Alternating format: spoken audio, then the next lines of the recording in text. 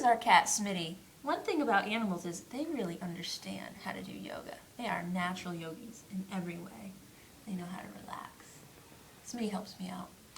So today we're going to come up and practice a couple different things. We're going to talk a little bit about Tadasana, or mountain pose, and then we'll also transition into Uttanasana, which is a standing forward bend. In Tadasana, it's your basic standing pose, your basic pose of alignment. There are a few different ways to do this. I like to do this with the feet hip width apart. And that just means that your ankles, your feet, are directly underneath the heads of your femurs, and those are the tops of your leg bones that sit inside of the hip sockets.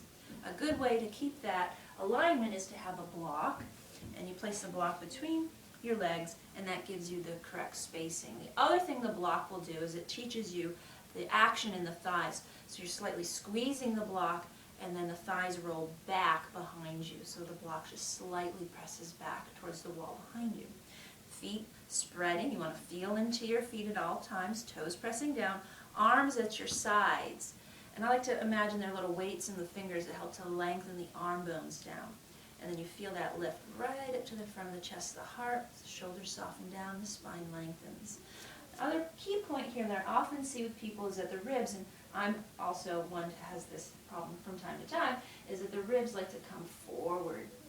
This happens with people with really flexible spines. So you want to keep the ribs drawing in towards the spine and the tailbone lengthening down while you're pressing into the feet and pressing the thighs back, arms at your side, so that you're in that nice Tadasana shape, mountain pose.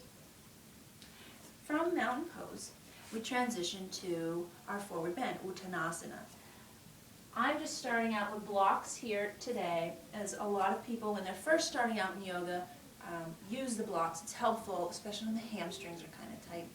Another thing I'm going to mention is, when we're coming into forward bends, I personally feel that it's very wise to keep your knees bent. We're not going to make this pose so much about your hamstrings. There's plenty of other poses we can do to stretch out the hamstrings while keeping your spine safe. We'll start from this transition of Tadasana to Uttanasana, standing first in Tadasana, arms at your side. You don't need the block between your legs, but you remember what it felt like to have it there. And you take a deep breath in and out. And then we inhale and reach the arms up. And this encourages a lengthening in your spine and your torso. As we come forward, I start to bend the knees some. It presses my hips back. It keeps my low back safe. I keep reaching forward with the arms, the chest, the heart, and then my hands will float down to the blocks. Now you can keep the knees somewhat bent, especially if you come down any lower with the blocks. If you're pretty well practiced or you know your legs are well open, you can come down lower, maybe even fingertips to the floor. Still keep the knees bent. Keeps your back safe. And you fold over. You want the ribs, again, to press towards the back wall of the spine to protect the low back. And I like to think of the organs moving towards the spine. And the head can release. You take a few breaths. You can be here for a minute, maybe 2 minutes, especially if you need to really encourage any release from your day, moving the head and the neck. To come out, encouraging that bend in the knees, maybe lifting hands up a little higher, bringing hands to hips. As I bring hands to hips, the shoulders lift away from the floor. See how they draw up, elbows move together, keeping the bend in the knees, and then I slowly come back up. Getting the tailbone in place, anchoring down. I can reach the arms up once again to encourage that lift of the spine.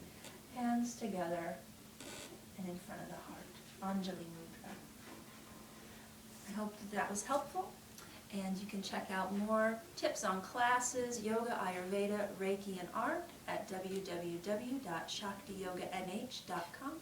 And I hope to see you on your mat. Namaste.